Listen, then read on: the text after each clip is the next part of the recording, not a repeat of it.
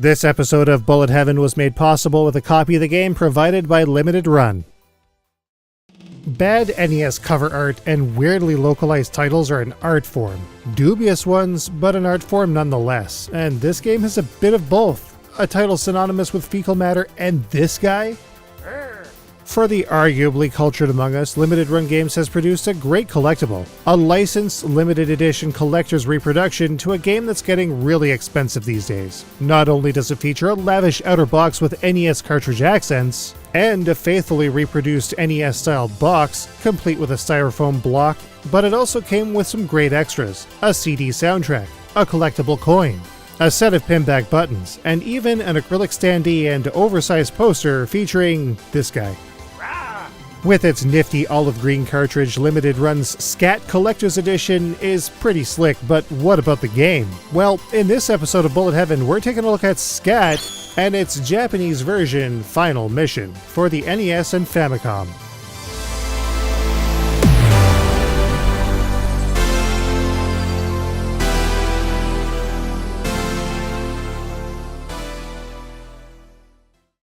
You must destroy them! The Earth is counting on you. Good luck. Special Cybernatic Attack Team, or SCAT for short, was developed and published by Natsume in 1990 as Final Mission in Japan.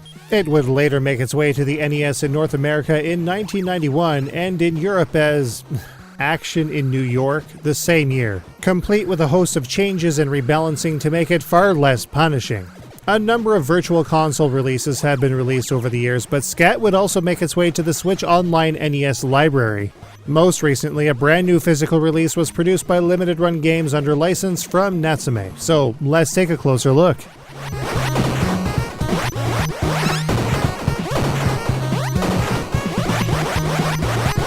Players take control of one of two characters who were absolutely products of their time, either Arnold or Sigourney.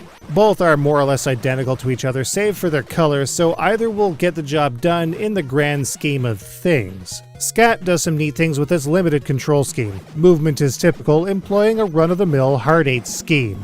The player's rate of movement is generally swift, which allows for most hazards to be dealt with and shots avoided. Much like Capcom's Jetpack Hero games, SCAT also allows the player to fire both left and right, though this time around fire is controlled by direction of travel rather than dedicated buttons. This can sometimes be trickier as a result, but ultimately works well enough to make decent progress.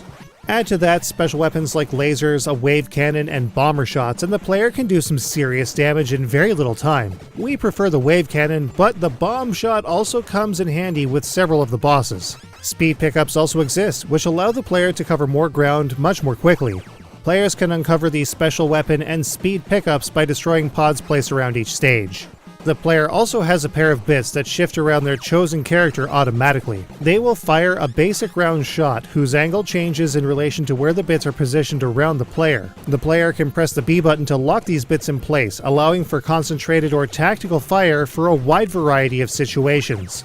SCAT plays over the course of 5 stages. Each is of a considerable length, especially starting in Stage 3. Stages 4 and 5 are also of such a substantial length that they almost feel like 2 stages in one, with a significant challenge despite an abundance of health and life recovery items, also found from the same pods that weapons and speed can be found from. Getting through to the end of the game might be difficult for novices, but adequate for intermediate players. All in all, SCAT is generally a really fun time, and even features co-op play for 2 players. But not everything is rosy here. The playfield can often be very cramped, and paired with some fast enemy types can lead to some cheap hits, especially since enemies can come from any angle. Not a huge issue because memorization is a thing humans do, but the worst issues we've had in particular has to do with the Limited Run release specifically.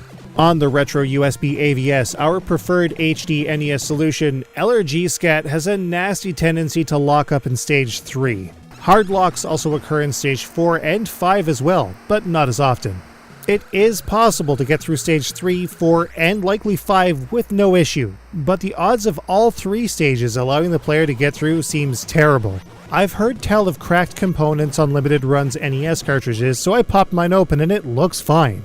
And other players are reporting the same issues. Of course, from what we played, an actual NES was able to play each stage completely with no issues we could find, but we also spent far less time on the NES. The Retron AV locked up completely, while the Retron HD worked, but generally it sounded and looked kinda poopy.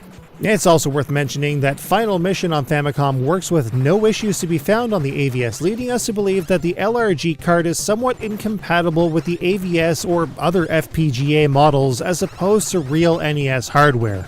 This unfortunately calls into question the quality of these cartridges going forward, especially if players out there like us don't really want to tinker around or modify our NESs. So while it's a fun game in general, and we really did enjoy our time with this game, the limited run release is not the way that we would recommend playing. With its online multiplayer though, the Switch Online version might just be the best way to go, especially with its negligible cost.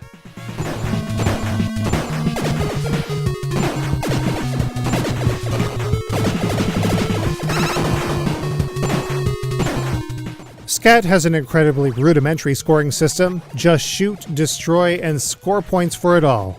It should also be noted that there is no score display in the main game screen. The only place the score will display is between stages and at game over. The player's high score will display alongside subsequent scores if a continue is used. Of course, as is typically the case, the high score will be wiped if the power is turned off. In addition to life recovery pickups, SCAT will also award players with life extends at a certain point threshold, just as in Final Mission. As such, being sure to kill as many enemies as possible will almost certainly allow players to deal with the much more difficult final stages just a little more easily.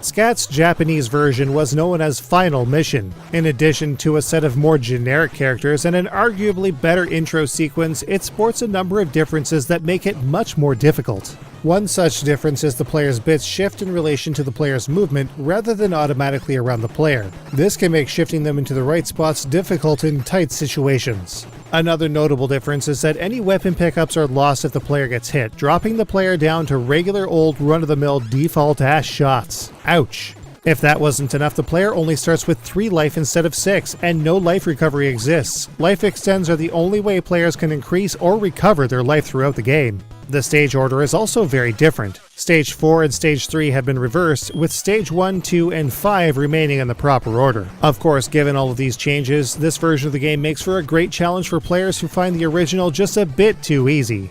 I am not one of those players.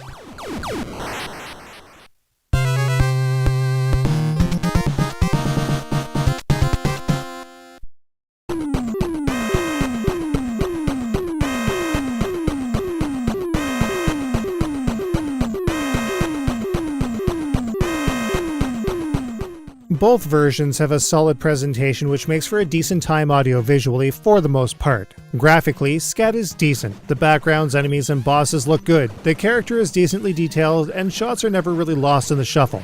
There's some slowdown here, but generally the action moves smoothly along with comparatively little flicker. Some, but not a lot. On the sound front, the OST and sound effects have an unmistakable Konami flavor that really make it feel as if it was made by the House of Contra rather than the Palace of Harvest Moon.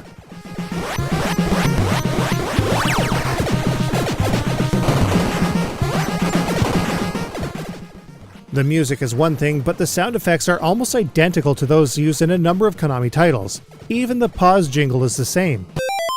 SCAT also features some startlingly clear voice samples. You must destroy them! The Earth is counting on you! Good luck! However, we found the effect used for the locking of the player's bits to be whiny and a little irritating. Between the two, we like the intro to Final Mission better than SCAT, but SCAT's isn't bad or anything, it sets the stage well enough. Again, the characters here are definitely the strangest part of the whole thing, being based on action movie celebrities, but it was the early 90s, so whatever. So, how does SCAT stack up? Let's take a look.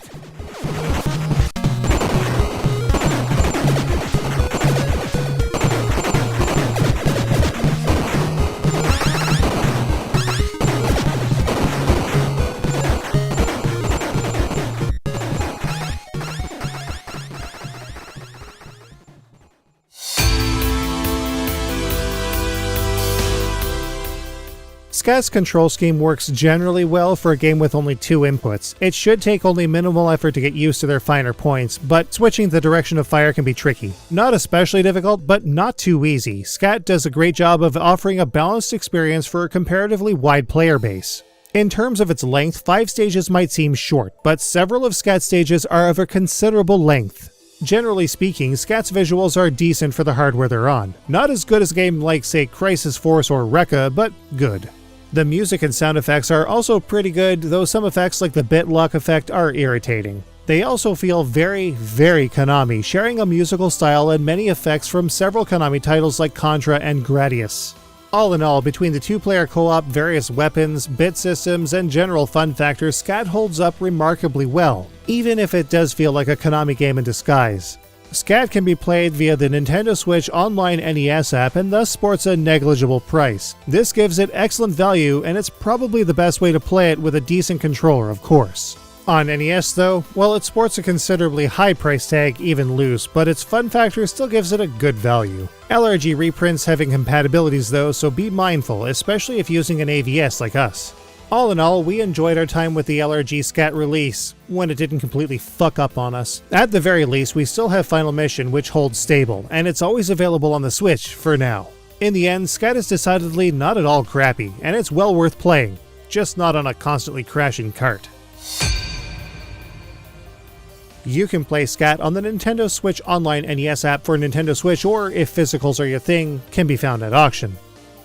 Well, they may not be fully complete yet, but at least they're playable now. On the next episode of Bullet Heaven, we're going to take a look at 2 16-bit Cotton games reborn on Switch from Einen and Radalaika. We'll see you all in the next episode.